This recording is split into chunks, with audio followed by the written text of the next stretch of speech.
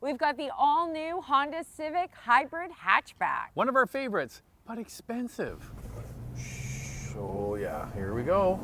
Oh yeah, good power. It's got the same powertrain as the Accord, one size bigger, so it's pretty good. What is under the hood of this thing? A 2-liter 4-cylinder with a 2-motor hybrid system. It's matched to an e-CVT and has a combined 200 horsepower and 232 pound-feet of torque. This is a front-wheel drive model, and you can use regular fuel in this hybrid. Okay, so we have driven the sedan already, and we really liked it a lot. Tell you what I'll do, I'll put a link here if you want to watch that video. I encourage you to. Now we're going to get into the key standard features of the hatch.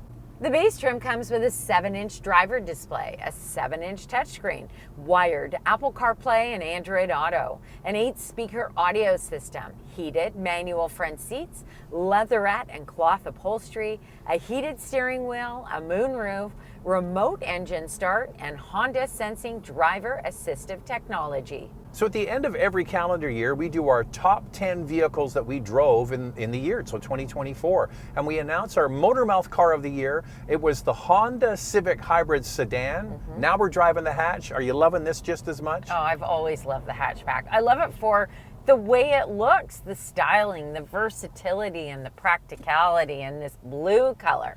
I'm just such a huge fan of this hybrid system, of this Civic in general. I think Honda did a terrific job, and I'm so happy we made it our #1 vehicle. All right, so we are going to talk a little bit later after Questions, Coffee, and Cars about, we mentioned at the beginning, it's using the same powertrain as the Accord, so why would you get this over an Accord? We'll get into all of that. But Andrea, what I love about this powertrain is because it's electrified, it's got a hybrid system, the torque is really good. Really good. Acceleration from a stoplight is excellent. Passing power on the highway, a breeze. You're going to have no issues with this. Under harder acceleration when passing on the highway, the cabin does get a little bit louder, but I have to say, most of the time you will find that this cabin is really well insulated. Noise, vibration, and harshness is very good in this model. Okay, so you have the king of the hybrids, which is Toyota. They do more than anybody else.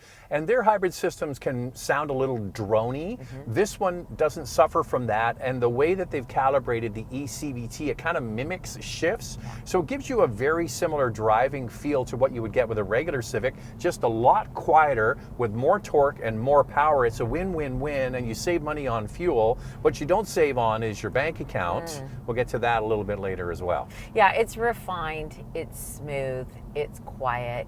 It does everything that you would expect from a hybrid, yet it's kind of fun to drive. Yeah. It has all those Honda attributes. Like you think about a Civic Si has 200 horsepower, roughly, same as this. And it has the same kind of characteristics. Yeah, and I would say that this is quieter than the Toyota hybrid system. Even in something like the Camry, which is a class above, this is definitely quieter. So not much to know that this is a hybrid except for the badge on the back. They have a slightly different front end to this, but other than that, I think this is a much, much better hatchback than the previous generation.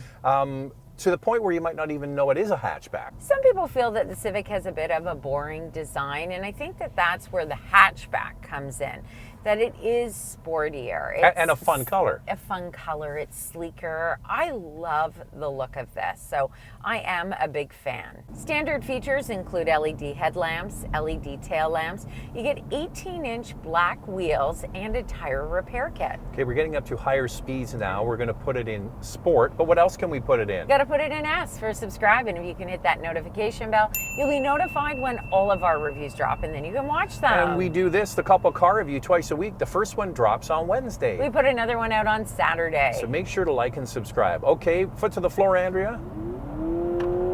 Yeah, of course. Any car in this class is going to get buzzy. Look at me go, though.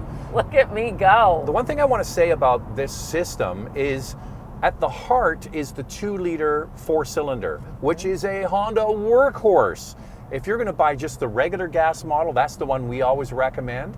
And now that it's using this for the base of the hybrid system, makes it a really good choice. And you know what? You don't want to kick it like that, really. It's a hybrid. You want to get the best fuel economy that you can. We've been getting pretty good fuel economy with this, a combination of highway city driving, 5.2 liters per 100 kilometers, which is about 45 miles per gallon. We were recently on a trip and we had an Uber, and it was the brand new Civic Hybrid, and the Uber driver was driving around 300 kilometers a day, a couple of 100 miles, and he was getting 4.6. Well, Andrea, we don't need to talk a lot about the outside because we all know what the Civic Hatchback looks like, and copy and paste for the inside. Nothing has really changed in here. The only way you would know this is a hybrid is a slightly different gauge behind the steering wheel. Other than that, they're sticking with what works. Yeah, for sure. So Honda initially, when they came up with this interior, they really wanted one that was uncluttered, and I do think that they achieved that. What I think works really well is all the knobs and buttons. It's terrific to see. We have a traditional shifter, and I like the honeycomb accents that spans across the dashboard. The problem is standard features, and the price is not inexpensive for this hybrid model, even on the base trim, and it comes with dual 7-inch screens. Why didn't Honda bring in the 9-inch touchscreen as standard equipment with wireless Apple CarPlay and Android Auto and Google built-in? Because they want more of your money, Andrea. That's the way it works in the auto industry. It's called a grade walk. So that's what they're up to, especially with the Accord. The Accord does come with an even bigger screen as standard equipment. Now, onto the materials. It's all beautifully done in here. The actual touch points where your fingerprints would go is kind of this interesting textured plastic in the middle. They do have quite a bit of shiny hard plastic, but it's all decorative on the dash pad and on the door cards. Yeah, and just touching on that trim piece at the center console and even on the doors here, it's almost like this pinstripe, you know, something that you would see on a nice tailored men's suit or even a woman's suit. Storage in here is good. This is deep, and you even got a tray. I even find that the door pockets to be pretty good for a hatchback or a sedan. But what you will find is the visibility in here and the openness of the cabin.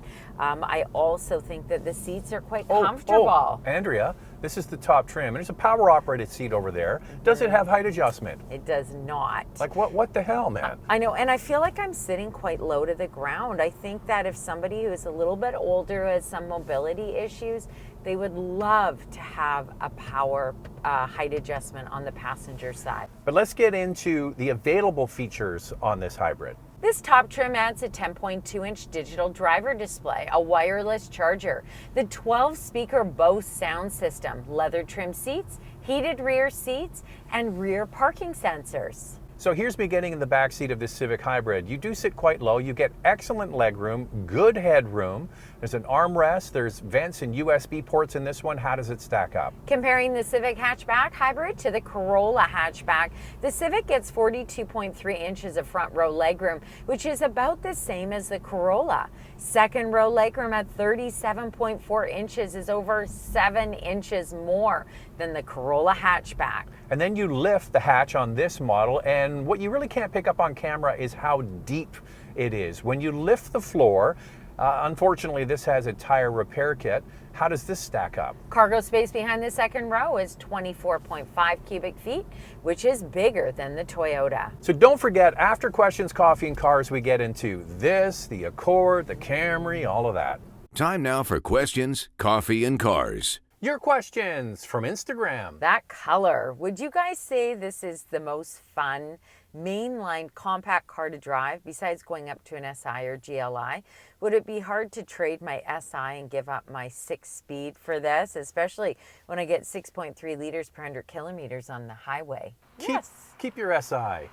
You can get a 6-speed manual. You're never going to replicate that with this. I mean, it's got the same power, 200 horsepower roughly. Yeah.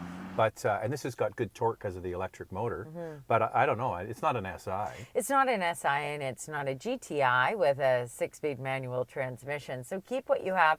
I would say unless you were tired of driving a manual, let's say you thought, I just want to move to an automatic transmission, in this case an e-CVT, I can understand why you would go for a Civic Hybrid. It still is fun. If you want to get a question in for a future video, follow along on Instagram. It's Motormouth_Andrea, also to see what's going on behind the scenes.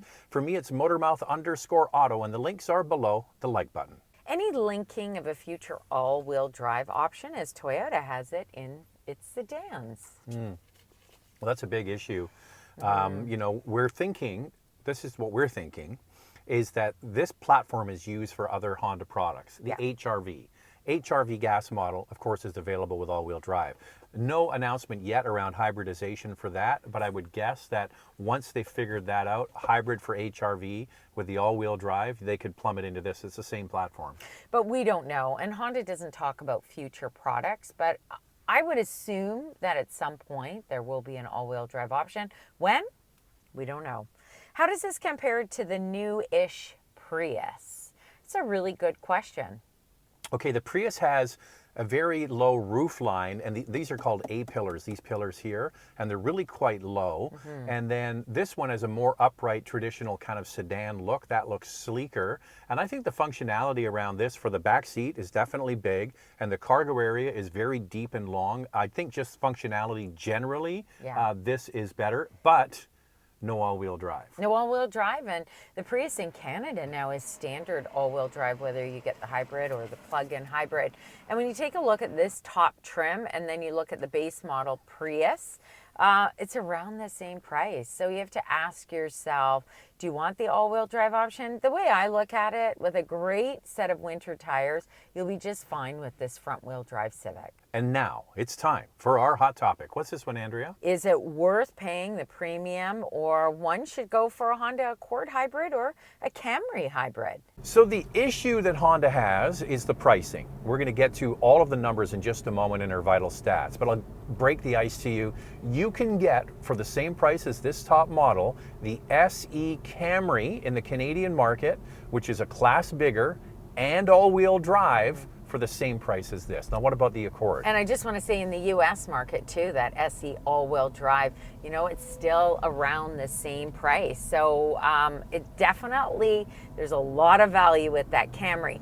As for the Accord in Canada, I'll start with, there's only a couple of trims. So if you compare this top Civic Hybrid and the price point, you're still going to pay $4,000 to $8,000 more for the Accord Hybrid, depending on the trim you get. So you've got to have the budget really to move up into the Accord. The plus side for this against Accord is this has the exact same powertrain. So you get a smaller form function, which means that you're going to get more fun out of it because it's a smaller, lighter vehicle. So if it was between Accord and this, I would get this. If it was between Camry and this, the Camry, I don't know, there's a lot of check marks next to it. I also want to point out that in the US, you have more trims for the Accord Hybrid.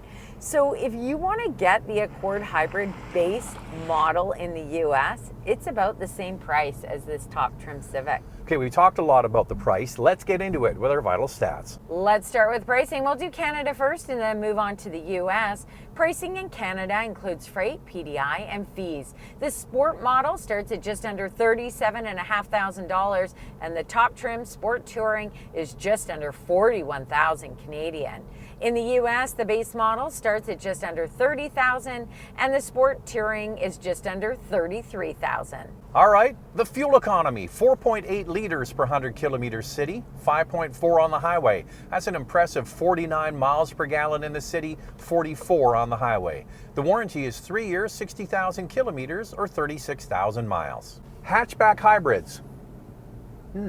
That's a tough list to come up with to compete against this. So what we did was we just went with hatchbacks. Yes.